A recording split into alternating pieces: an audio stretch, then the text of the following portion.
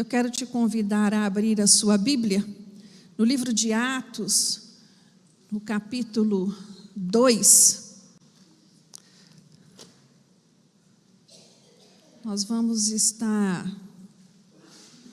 estudando um pouquinho sobre este evento,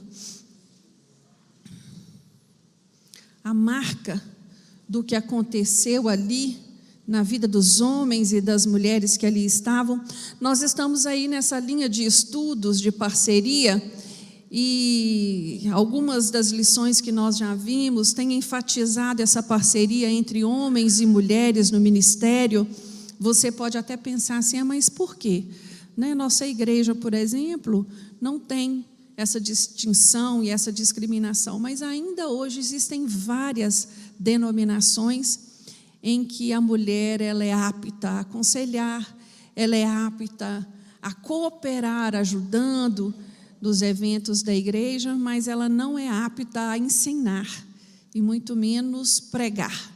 Então, por isso nós vemos com tanta ênfase estes ensinos, que têm vindo, e isso é bom porque te capacita, a responder à altura quando você for questionado, a respeito desse assunto na sua igreja.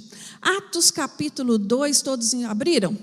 Amém? A partir do versículo 1, nos diz assim: aproximando-se o dia de Pentecostes, estavam todos reunidos no mesmo lugar. De repente veio do céu um som como de um vento muito forte e encheu toda a casa onde estavam assentados. E viram línguas repartidas como de fogo, as quais pousaram sobre cada um deles. Todos foram cheios do Espírito Santo e começaram a falar em outras línguas, conforme o Espírito Santo lhes concedia que falassem. Em Jerusalém estavam habitando judeus, homens religiosos de todas as nações que estão debaixo do céu. Esse habitando aqui, ele se refere porque esse evento, essa festa do Pentecostes, ela era uma festa que acontecia 40 dias, 50 dias, se eu não me engano, após a Páscoa, e ela era 50 dias após a Páscoa, e ela era uma festa muito importante para os judeus. Então, quando ele diz aqui, olha, de todas as nações que estão abaixo do céu, tinha gente de toda parte do mundo, do Império Romano, de judeu, ali concentrado em Jerusalém para aquela festa. Ouvindo aquela voz, ajuntou-se uma multidão e estava confusa, porque cada um os ouvia falar na sua própria língua. E todos pasmavam e se maravilhavam, perguntando uns aos outros: não são galileus todos esses homens que estão falando? Então, como é que os ouvimos cada um na nossa própria língua nativa? Partos, medos e elamitas e os que habitam na Mesopotâmia, Judéia, Capadócia, Ponto e Ásia, Frígia e Panfilha, Egito e regiões da Líbia perto de Cirene, forasteiros romanos, tanto judeus como convertidos ao judaísmo, cretenses e árabes, todos os temos ouvido em nossas próprias línguas falar das grandezas de Deus. Todos se maravilhavam e estavam perplexos e perguntando uns aos outros: que quer dizer isto? Outros, porém, zombando, diziam: estão embriagados. Pedro, porém, pondo-se em pé com os 11, levantou a voz e disse-lhes: homens judeus e todos os que habitam em Jerusalém, seja-vos isto compreendido, escutai as minhas palavras. Estes homens não estão embriagados como vós pensais, sendo a 3ª hora do dia. Isto, porém, é o que foi dito pelo profeta Joel. Amém? Fecha seus olhos. Às vezes você pensa assim: não, mas toda vez que lê a palavra, tem que fazer isso? Tem. Sabe por quê? Porque nós precisamos da ajuda do Espírito Santo. Sem Ele, nós ficamos só na letra. Mas nós queremos mais do que isso. Nós queremos ser cheios. Nós queremos sair diferentes da maneira que nós entramos. Então fala você com Deus. Fala com o Senhor: Senhor, fala comigo, independente de quem esteja neste púlpito, fala ao meu coração, traz um renovo para minha alma nesta manhã, traz um despertamento para aquele que dorme. Ó Espírito Santo de Deus, assim como o Senhor fez naquele dia de Pentecostes e tem feito na história da igreja durante todos estes séculos, aviva-nos nesta manhã de uma maneira especial. Fala ao nosso coração, nos dê inteligência, nos dê discernimento, nos dê entendimento daquilo que o Senhor deseja nos ensinar. Meu Deus, é uma escola bíblica. Todos que estão aqui assentados e aqueles que no seu lar pararam para ouvir esta palavra, querem aprender mais de Ti. Oh Deus, fala conosco, nos ajuda nesta caminhada, sê conosco nesta manhã. É o que oramos a Ti, no nome de Jesus. Amém. Então, como nós vimos aqui, como nós acabamos de ler, aqui acontece um evento que estava sendo ansiosamente esperado pela igreja. Lucas é o evangelista que mais enfatiza a obra do Espírito Santo na vida de Jesus e na vida da igreja. O mesmo Espírito que desceu sobre Jesus ali no Jordão, que o guiou no deserto, que o revestiu com poder para salvar, libertar e curar, agora vem sobre a igreja. E a igreja de Cristo, ela recebe no dia de Pentecostes uma dádiva de Deus. A cidade de Jerusalém foi o cenário dessa marcante experiência. O profeta Joel, lá no capítulo 2, no versículo 29, ele já havia anunciado, já havia profetizado que sobre os servos e sobre as servas, naqueles dias, o Senhor derramaria do teu espírito. Todos aqueles que estavam ali, todos, homens e mulheres, que haviam confessado Jesus como seu Senhor e Salvador, foram cheios pelo Espírito Santo naquele dia. E a partir dali, eles foram revestidos de um poder especial para testemunhar Jesus. Não foi isso que no capítulo 1 Jesus vai falar a eles? Vocês serão minhas testemunhas aonde? Por toda a Judéia, Samaria, até os confins do mundo. O Pentecoste, ele não foi um acontecimento casual, mas quando nós olhamos aqui para o livro de Joel, nós vemos que ele estava já estabelecido na agenda de Deus desde a eternidade. O Espírito Santo foi enviado a fim de estar para sempre com a igreja. Deus havia prometido que derramaria do seu Espírito, e assim o fez ali naquele dia, na vida daqueles mais ou menos 120 homens e mulheres que ali estavam reunidos.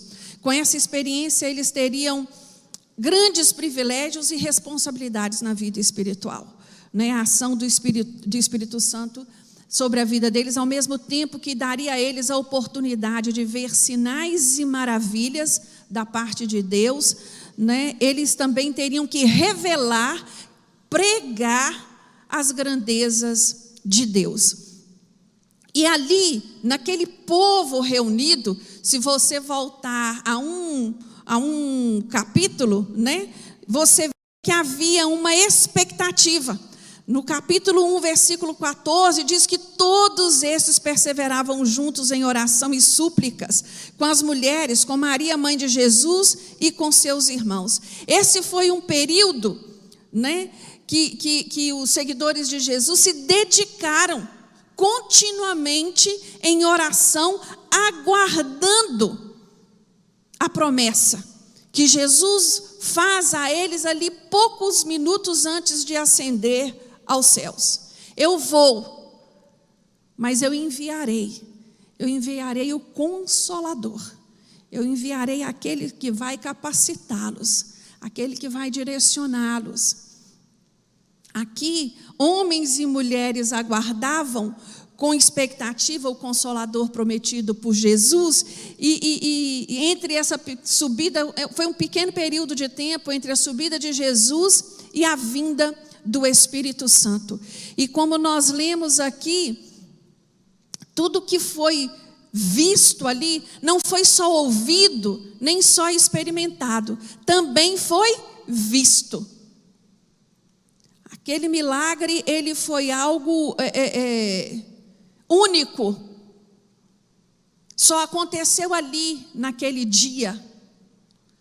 Havia um propósito específico ali.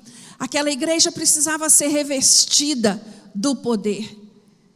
E todos que estavam naquela cidade, para uma festividade, ouviram na sua língua original a mensagem de Cristo. Isso é algo assim tremendo. Lucas, o historiador, ele registra a descida do Espírito Santo com detalhes. Ele vai dizer do versículo 2 ao 4, de repente veio do céu um som, parecido, como de um vento muito forte. Existem traduções que falam de um vento impetuoso, e encheu toda a casa onde estavam assentados. E aqueles que estavam ali dentro, eles viram línguas de fogo repartidas, e as quais pousaram sobre cada um que estava ali. E este evento foi vivenciado por eles, mas os que estavam de fora ouviram. Não foi alheio ao povo e à multidão da cidade. Todos viram que algo sobrenatural estava acontecendo naquele lugar. E foram para lá. Foram lá para saber. E é interessante que o comentário que é feito no versículo 7, não são galileus todos esses homens?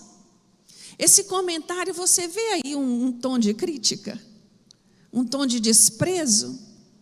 Galileu, quem é Galileu? Esse povo da Galileia é o quê? Não são esse povinho que está fazendo esse barulho todo? Aposto que eles estão bêbados. Esta foi a discussão ali, assistindo aquilo que estava acontecendo. Mas aí, ao mesmo tempo, eles percebem, espera aí, nós não estamos só ouvindo o barulho, mas nós estamos entendendo o que está sendo dito. E a Bíblia diz que o que estava sendo dito proclamava quem era Deus, falava das maravilhas de Deus. Quando eu olho para esse fenômeno, eu entendo que esse fenômeno ele foi um fenômeno celestial, verdadeiramente do céu.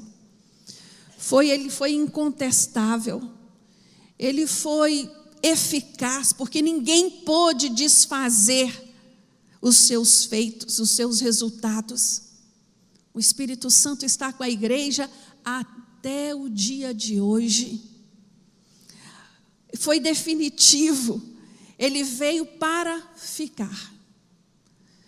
William MacDonald é um dos grandes autores evangélicos da nossa era. Ele morreu em 2007, autor de 84 livros. Ele fala disso.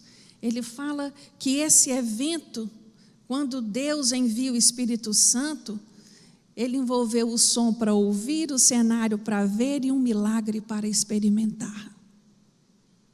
Irmãos, todos que estavam reunidos ali, não somente os 12 apóstolos, mas os homens e as mulheres, foram capacitados para testemunhar de Jesus, das maravilhas de Jesus. E quando eu olho para esse evento, eu me lembro de lá no Antigo Testamento, o de Babel. Babel, as línguas eram ininteligíveis.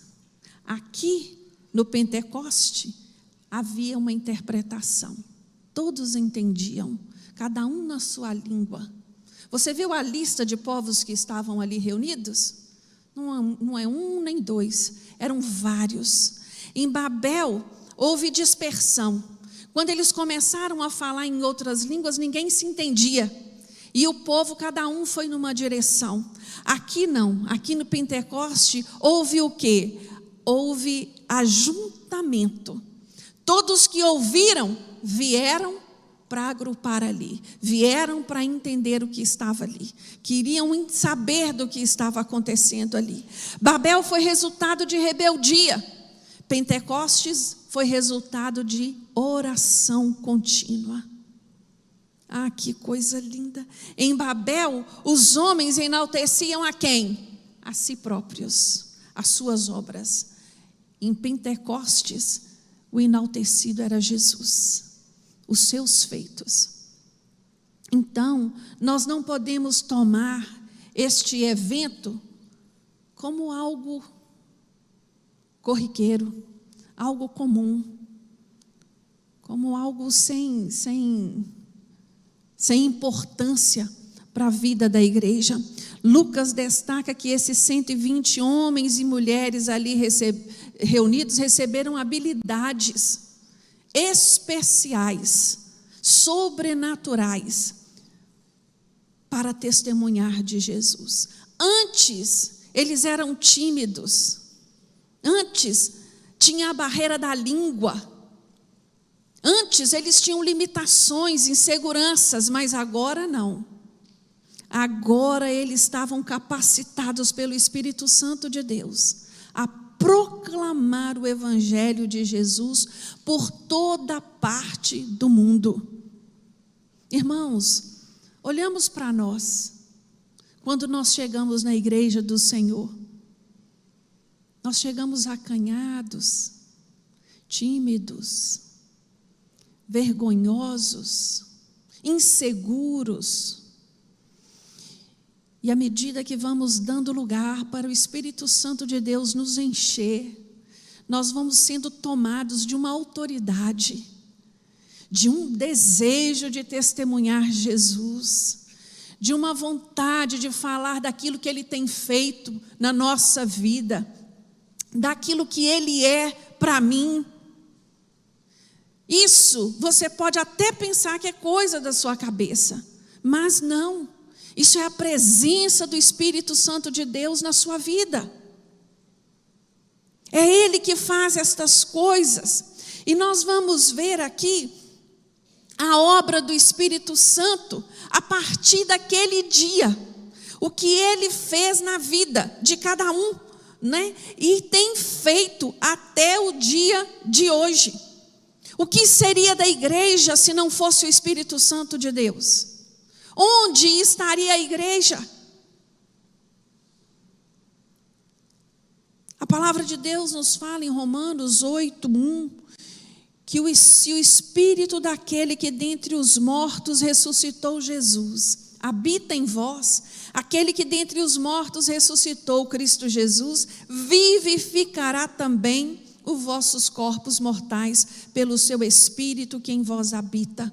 Quem é que vivifica a igreja, meu irmão? O Espírito Santo de Deus. Aquele que habita em mim e em você. É Ele que faz estas coisas. E a partir da experiência aqui iniciada no livro de Pentecostes, nós vemos que o Espírito Santo desenvolveu uma obra muito importante nos homens e nas mulheres que estavam ali, e Ele as marcou com os seus feitos. E quais são esses feitos? Eu gostaria de passar, o olho sobre cada um deles, que nós podemos ver aqui registrados na palavra de Deus. O primeiro deles foi que Ele deu a esses homens e mulheres, e tem dado até os dias de hoje, à igreja do Senhor, poder para frutificar. O livro de Gálatas, no capítulo 5, no versículo 22 e 23, ele fala ali do fruto do Espírito. Ele fala quais são, ele apresenta 9 virtudes, e ali fica claro que o Espírito Santo deseja desenvolver cada uma delas em nós. E nós vemos que à medida que vamos, avançando, na nossa caminhada cristã, dando lugar ao Espírito Santo de Deus para trabalhar em nós, nós vamos desenvolvendo, né? Ninguém aparece pronto, ninguém chega com com essas 9 virtudes. Isso é um desafio, é um desejo. Gente, deixa eu parar um pouquinho aqui. Essa cabecinha deitada aí é a Amanda? Meu Deus, como o tempo passou rápido. Amanda, bem-vinda, minha linda. Imagina a alegria dessa casa, hein, Albertson? Meu Deus, eu daqui fiquei feliz. Deus te abençoe, viu, minha querida? E ali, voltando, né, a Gálatas 5:22, o Espírito Santo deseja que eu e você sejamos capazes de desenvolver cada um desses frutos no nosso testemunho, na nossa vida, na nossa prática, né, de vida cristã. E aqui nós vemos que é possível, sim, é. Por quê? Porque é Ele que nos habilita, né? A vida cristã, ela não é um romance, não é um mar de rosa, né? É um desafio. E nós vamos perseverando na nossa caminhada, e Ele nos habilitando, e Ele nos capacitando. E à medida que eu vou amadurecendo na fé, eu vou sendo capaz de quê? De frutificar. Porque é isso que o Senhor deseja que cada um de nós façamos. Frutificar na luz da palavra é o quê, irmãos? Frutificar através do Espírito Santo é evangelizar, é ganhar almas para Jesus, é testemunhar de Cristo, é passar por onde eu for e ser luz e sal. Isso que é frutificar, é atrair as pessoas para Deus, é atrair as pessoas para a igreja do Senhor. E aqui fica claro para nós que este povo, ele recebeu essa capacitação, né? Quando você vai lá no verso...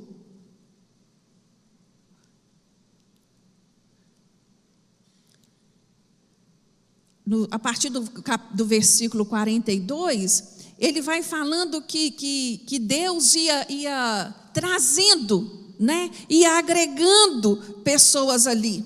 No primeiro discurso de Pedro, quase 3.000 pessoas aceitaram Jesus neste momento aqui do Pentecoste. Então, foram atraídos por aquilo que estava acontecendo. E assim tem que ser até os dias de hoje. O crente não pode viver uma vidinha mais ou menos no seu testemunho e na sua caminhada da fé. As pessoas têm que olhar para você e desejar aquilo que você tem, que é a alegria do Espírito Santo na sua vida, apesar das circunstâncias, apesar das dificuldades, apesar de todas as má notícias. O crente, ele testemunha a todo dia que a esperança dele está em quem? Em Cristo Jesus. Em Cristo Jesus. E é assim que nós devemos caminhar, pois aquele que nos chamou, ele nos capacita sim. Outro efeito, né? Outro feito do Espírito Santo sobre a igreja foi poder para desenvolver os dons espirituais. Irmãos, a gente até pode, com a nossa inteligência, com a nossa força, fazer alguma coisa, mas nós vamos ser limitados, porque nós não temos esta capacidade.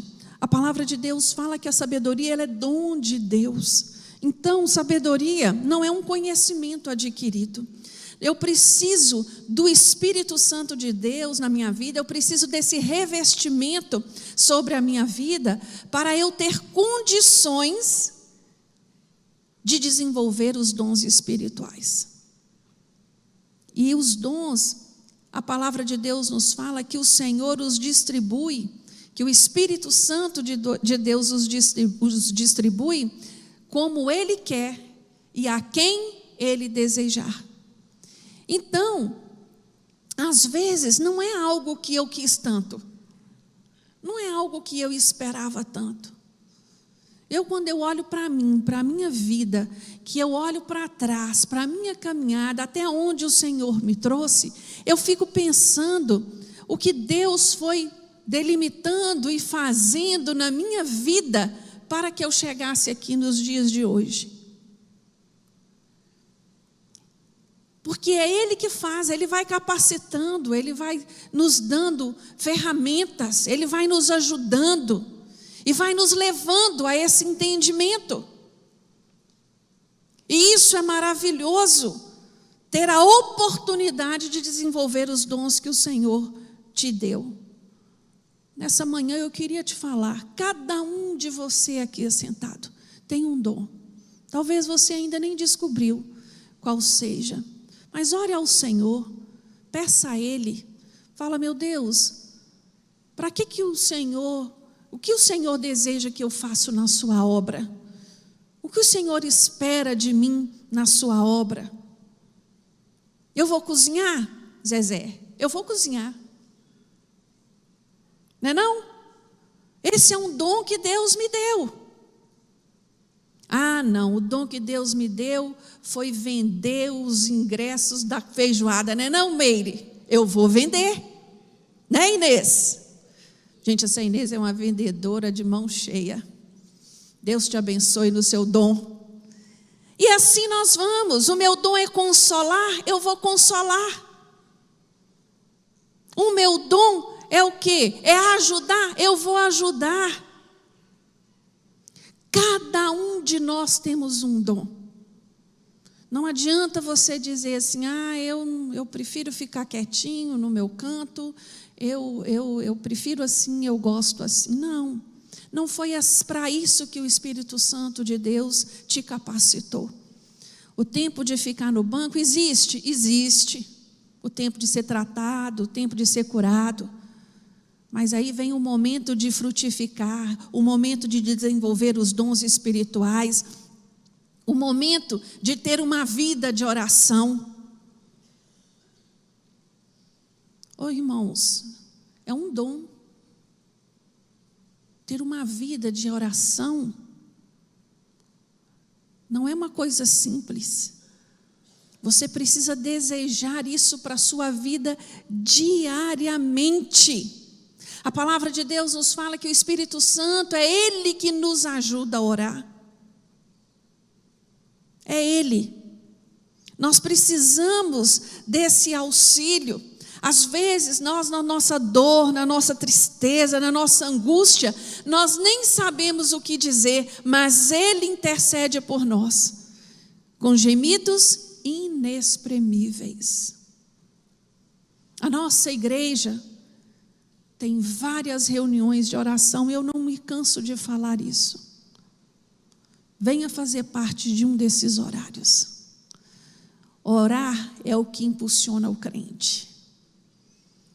Um crente que não tem a prática de oração, ele está fadado ao fracasso. Qualquer coisa vai derrubá-lo. Venha orar, venha fazer parte. Ore em casa, ore na igreja, ore com os irmãos da oração. Venha orar. No nosso curso de teologia, nós estamos estudando escatologia. E a aula de sexta-feira nós estávamos estudando João, olhando, contemplando o altar, e ali ele viu as orações dos santos. Meus irmãos, que coisa linda para nós é saber que a nossa oração está depositada aos pés do Senhor.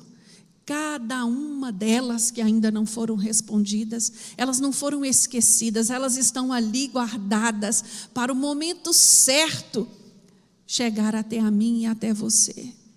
Vale a pena orar, e quem nos deu poder para uma vida de oração foi o Espírito Santo de Deus. Ele também nos deu poder para desenvolvermos a santidade. Ele quer nos ajudar a nos livrar daqueles comportamentos que não agradam a Deus, a nos livrar dos pensamentos, a nos livrar de coisas que nos distanciam do Senhor. E o Espírito Santo, ele fala conosco através da palavra de Deus. Ele nos diz: olha, isso não fica bem para você, isso não cabe a você. Cuidado, meu irmão, por esse caminho.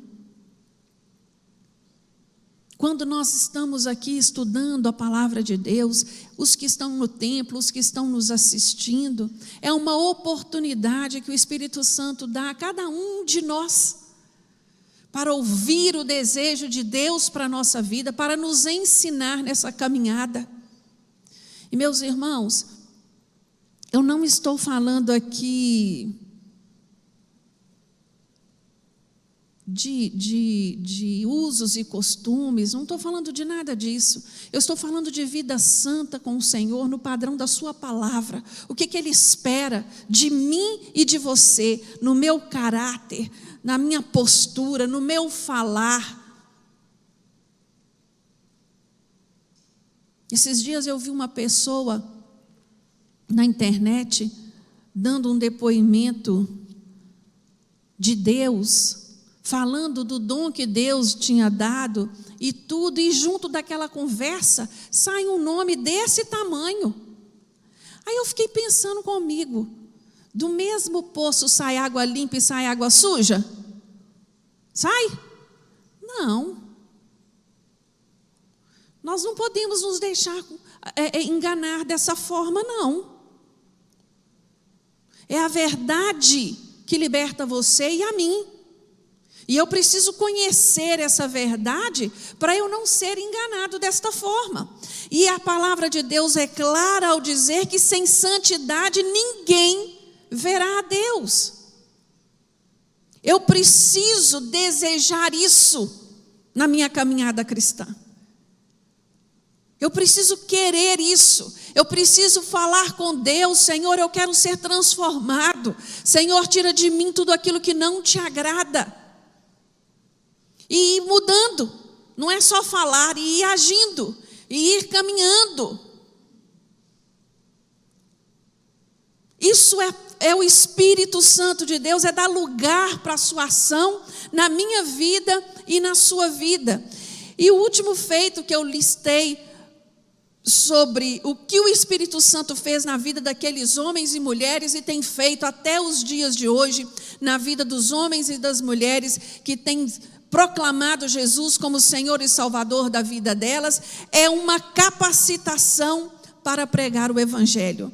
Pedro, quando ele se levanta ali em meio àquela multidão para explicar o que estava acontecendo, é interessante que ele só fala ali: olha, isso não é bebedice, isso é a profecia dada a nós lá em Joel. E ele repete o que acontece ali, e ele, a partir do versículo 22, ele começa a pregar Jesus. Ele não perde tempo explicando.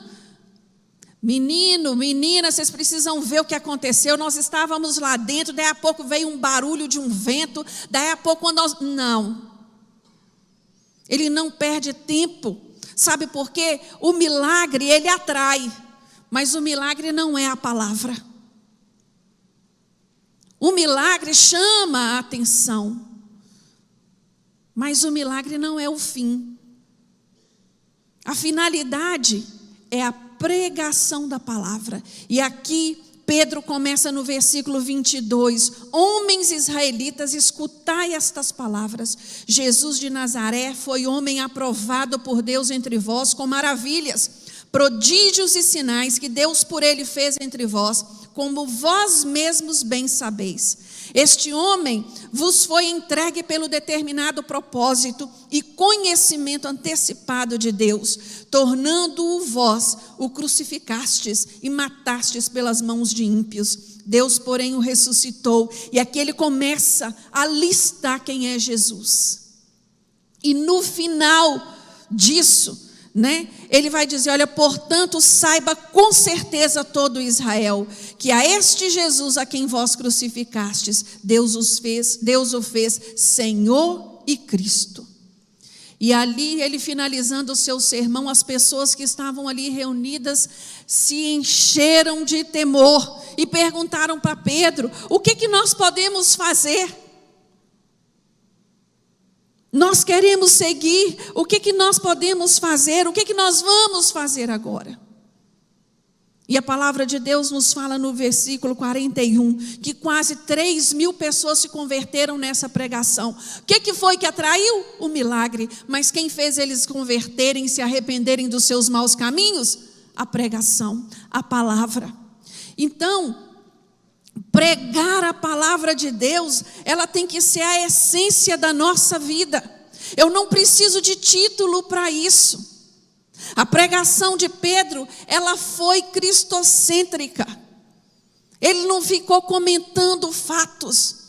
Ele não ficou dando explicações do milagre, do evento. Ele foi direto ao ponto. A história da igreja, irmãos, ela está repleta de homens e mulheres que juntos fizeram grandes coisas pela vida, pela obra do Senhor. E aqui, nesses itens, né, que nós acabamos de ver, os feitos do Espírito Santo sobre a igreja, nós devemos entender que todos esses recursos estão à nossa disposição, à minha disposição e à sua disposição. Eles não estão aqui dispostos só para quem tem o título de pastor. Eles não estão expostos só para aqueles que têm um título de diácono. Não. Eles estão aqui para todos aqueles que declaram Jesus como Senhor e Salvador da vida dele. Você tem que buscar do Senhor capacitação para testemunhar de Cristo no seu trabalho, para testemunhar de Cristo nos seus estudos, para testemunhar de Cristo na sua família. Gente, que lugar difícil é testemunhar Jesus na nossa família, principalmente quando é uma família que não crê, que não tem a base evangélica. Mas o Espírito Santo de Deus não te salvou à toa. Você é a porta que Ele abriu para entrar na sua família. Nós devemos ter esse entendimento e desejar isso. O pecado, ele dilacerou o homem. Mas com a ajuda de Deus, nós podemos nos tornar inteiros através da capacitação do Espírito Santo. Jesus, ele criou no seu ministério oportunidades para integrar as mulheres na obra do Senhor. Até Jesus, a lei mosaica não permitia que a mulher fizesse nada que dissesse respeito à palavra de Deus, ao culto. Ela poderia ajudar servindo, mas até para ir para o templo era separado. E o judaísmo, ele traz isso de uma forma muito séria até os dias de hoje. E ali, Jesus, ele vai mudar, ele vai abrir portas para a mulher, ele vai quebrar as barreiras que na lei mosaica existiam, e vai dar à mulher um novo espaço, um novo lugar. Irmãos, você já parou para pensar que a primeira pessoa que esteve com Jesus depois que ressuscitou e teve o privilégio de anunciar aos discípulos que ele estava vivo foi uma mulher, Maria Madalena? Ah, mulher, se eu fosse você, não se sentia tão diminuída como Satanás tem tentado fazer com tantas mulheres nos dias de hoje, pisado em cima delas. Você é portadora de boas novas. O Senhor não te chamou à toa. A mulher com seu jeitinho, ela vai longe. A palavra de Deus nos fala que a mulher, o testemunho da mulher santifica o marido. Você já pensou o que é isso? E o Senhor foi trabalhando na vida das mulheres. Tem uma passagem na Bíblia, que está lá em Lucas, que Jesus para na beira de um poço e pede água para uma mulher que estava ali. Quando os discípulos chegam e veem aquilo, ficam escandalizados. Primeiro, porque judeu não conversava com mulher em público. E segundo, que era uma samaritana. Que é isso, Jesus? Como é que você fica aí conversando com essa qualquer? Você sabe quem ela é? A samaritana, ela foi capacitada por Deus a testemunhar de Jesus na cidade dela. Ela vai na sua cidade e fala assim: olha, eu conheci verdadeiramente um profeta, um homem de Deus. Vem todo mundo e vem escutar ele. Ela foi proclamadora. Depois desse evento, Jesus vai com ela e os apóstolos para aquela cidade e fica ali na cidade de Sicar alguns dias pregando e operando maravilhas. Mas foi quem que abriu essa porta? A samaritana. A samaritana. A Bíblia, Lucas, né, ele informa o nome de várias mulheres. Se você for no capítulo 8, no versículo de 1 a 3, ele fala assim: olha, depois disso andava Jesus de cidade em cidade, de aldeia em aldeia, pregando e anunciando o evangelho do reino de Deus. Os 12 iam com ele, e também algumas mulheres que foram curadas de espíritos malignos e de enfermidades. Maria Madalena, na qual seriam 7 demônios, Joana, mulher de Cusa, procurador de Herodes, Susana e muitas outras, as quais o serviam com os seus bens. Esses aqui são apenas alguns exemplos de mulheres que Jesus estendeu a mão e trouxe para perto. Nós devemos valorizar aquilo que o Senhor deu a cada uma de nós, essa capacidade de ensinar aos filhos, de testemunhar, de acolher. Ninguém acolhe tão bem quanto uma mulher. Vocês concordam comigo? De receber, de estender a mão.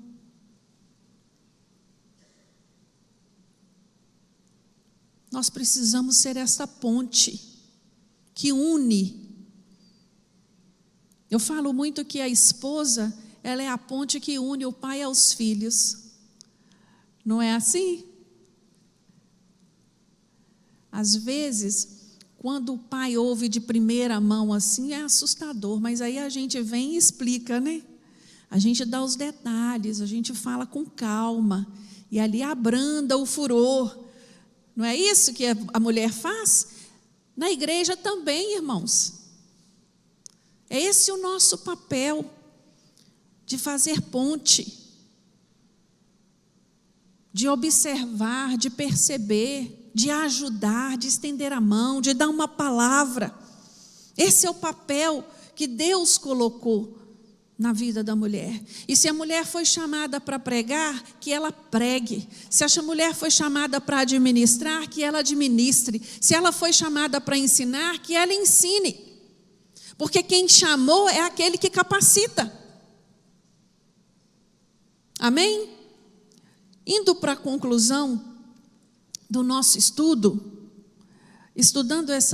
preparando essa palavra,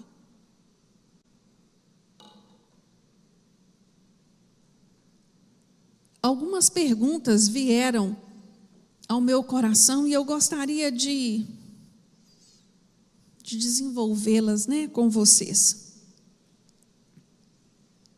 Eu fiquei pensando, como é a igreja cheia do Espírito Santo? E quando eu falo igreja aqui, irmãos, o Espírito Santo não enche parede, não é? Como é a igreja cheia do Espírito Santo? Qual é a marca da igreja cheia pelo Espírito Santo de Deus? E eu gostaria de meditar com você em algumas marcas. A primeira marca que esse texto fala comigo, que uma igreja cheia do Espírito Santo, ela é comprometida com a fidelidade à palavra de Deus. A igreja de Jerusalém nasceu sobre o respaldo da verdade. A doutrina dos apóstolos é o ensino pregado oralmente naquele tempo e ao nosso tempo através do Novo Testamento. Deus, Ele tem compromisso com a sua palavra. Deus não tem compromisso com movimento. Deus não tem compromisso com eventos. Deus tem compromisso com a sua palavra. E a igreja, ela precisa ser fiel na sua palavra. Não negociar a palavra de Deus. Esse é o primeiro princípio de uma igreja cheia pelo Espírito Santo. Segunda marca que eu vejo nessa igreja de Jerusalém, uma igreja cheia com o Espírito Santo, ela é uma igreja perseverante na oração. A igreja de Jerusalém, ela não apenas pregava a verdade, mas também ela orava. E aqui, quando nós olhamos para a história da igreja, no livro de Atos, nós vamos ver que essa igreja, ela orou quando foi perseguida. Pedro foi preso, ela orou. Paulo e Silas presos na prisão, orando. Na igreja de Antioquia, orou. E a oração daqueles irmãos abriu portas para as missões internacionais. Você vai vendo em todo o livro de Atos que é uma igreja que ora, que é uma igreja que busca. Tem um texto no Atos 20, Paulo orando pelos presbíteros de Éfeso. Como é lindo aquele capítulo. A segunda marca que eu vejo numa igreja cheia do Espírito Santo é essa, uma igreja perseverante na oração. A terceira marca é uma igreja cheia do Espírito Santo, ela tem uma profunda comunhão. Meu irmão, minha irmã, como você pode ser cheio do Espírito Santo e não ter prazer de estar na casa do Senhor? De não ter prazer em vir à casa do Senhor. Esta igreja, ela se alegrava quando estava junto. Eu gosto muito dessa expressão, no partir do pão, na comunhão, no partir do pão e nas orações. Esse partir do pão aqui me dá a entender que não é só dividir a comida, mas a alegria de compartilhar, a alegria de estar junto. Eu não sei você, mas essa pandemia, ela veio mostrar a nós o quanto nós amamos a igreja. Nossa igreja ficou só um mês fechada, mas um mês difícil para mim, um mês que foi sofrido, tantas incertezas durante aquele mês. Irmãos, a igreja é o lugar da comunhão, é onde nós juntos louvamos a Deus. E esse culto congregacional, ele é muito importante para a caminhada cristã. E uma igreja cheia do Espírito Santo, ela fala disso, de crentes sensíveis, de crentes que gostam de estar juntos.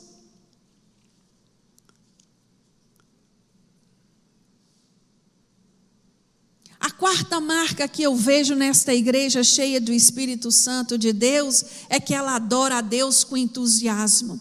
O período do louvor, ele é um período muito importante do culto.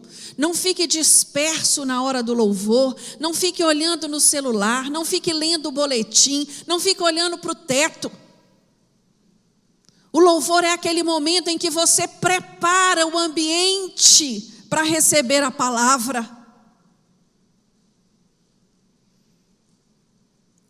Se entregue no momento do louvor, adore, abre a sua boca, proclame quem o Senhor é na sua vida. Deixe os seus problemas lá fora. Às vezes chegamos na igreja com a cabeça muito quente, trazemos inúmeras preocupações, mas faz o exercício de deixar isso da porta para fora. Fala com você mesmo: eu vim aqui foi adorar o Senhor, eu não vim aqui ficar pensando nos meus problemas.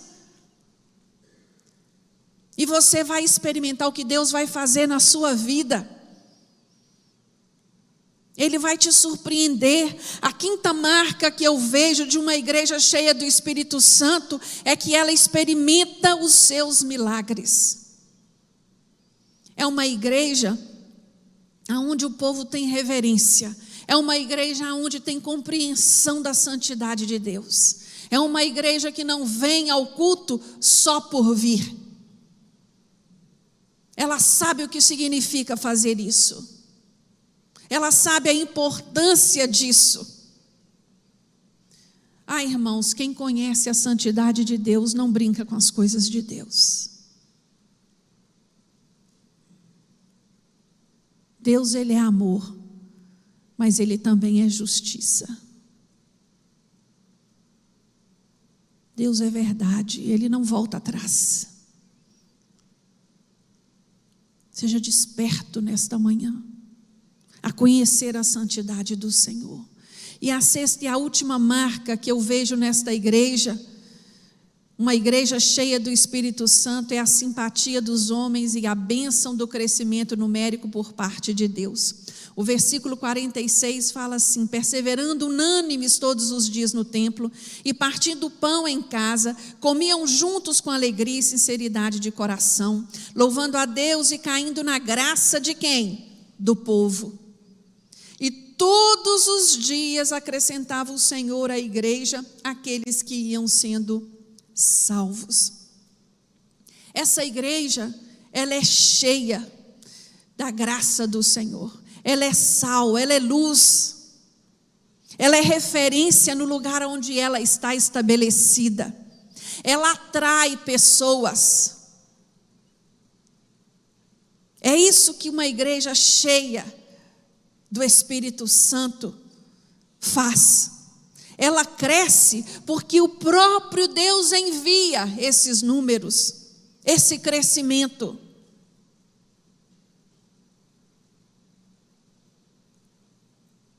Uma igreja cheia do Espírito Santo, ela é comprometida com a verdade, não com o legalismo. Ela é uma igreja santa, mas não farisaica. Ela é uma igreja piedosa, mas não santorrinice, cheia de não posso isso, não posso aquilo. Ela é uma igreja onde os crentes são alegres, festivos, íntegros de caráter. A coerência naquilo que ele prega e naquilo que ele vive. Isso é uma igreja cheia do Espírito Santo. Eu queria te convidar a ficar de pé nessa hora. Gostaria de que você entendesse o valor dessa experiência para aquela igreja naquela época e dar a liberdade ao Espírito Santo de Deus para te encher no dia de hoje, para ele vir transbordar na sua vida hoje. Ele faz morada na minha vida e na sua, que ele venha transbordar. Que por onde eu passar, eu venha exalar o bom perfume de Cristo. Que por onde eu for, eu tenha a habilidade, a capacidade de testemunhar Jesus. Que não sejam versículos decorados, 2, 3 e ficar naquilo, não. Que o meu testemunho não sejam essas mensagens de WhatsApp, mas sejam mensagens vivas do meu caminhar, com a minha vida, com o meu caráter. Nós precisamos ser uma igreja que atraia os outros para Cristo Jesus e não os repele. Isso é que o Senhor espera de mim e de você, e que Ele possa ser honrado na minha e na sua obediência, no nome de Jesus, amém? Feche os seus olhos, apresente a sua vida ao Senhor nesta manhã. Senhor, meu Deus, coisa boa, Deus, é estar na tua casa. Meu Deus, coisa melhor ainda é estudar a tua palavra junto com os meus irmãos. Espírito Santo de Deus, aquele que começou a boa obra, que Ele possa concluir no coração de cada um de nós. Meu Deus, nós queremos declarar nesta manhã mais uma vez, nós somos dependentes de Ti, Senhor. Sem o Senhor nós não somos nada, nós não podemos fazer nada. Por isso, venha nos encher nesta manhã mais uma vez com Teu Santo Espírito. Derrama do Teu Santo Espírito sobre esta igreja que aqui está congregada. Deus, que possamos testemunhar do Senhor a cada dia mais, que possamos atrair vidas para o Senhor, que aonde nós formos, possamos exalar, Senhor, o Teu perfume. Queremos ser luz, queremos ser sal da terra, queremos obedecer a Tua palavra, queremos ter uma vida coerente com a Tua palavra, coerente com a fé que nós professamos. Tira de nós todo o empecilho, tira de nós tudo aquilo que não Te agrada. Trabalha no nosso homem interior, trabalha no nosso caráter, trabalha, Senhor, nos nossos pensamentos, nas nossas emoções. As nossas emoções são traiçoeiras. Tem muitos cristãos nos dias de hoje esperando sentir vontade para estar na Tua casa. Não é assim que funciona. Dá entendimento, dá discernimento no nome de Jesus. Meu Deus, trabalha em nós. Nós necessitamos de Ti. Esta é a nossa oração nesta manhã. No nome de Jesus agradecemos. Amém.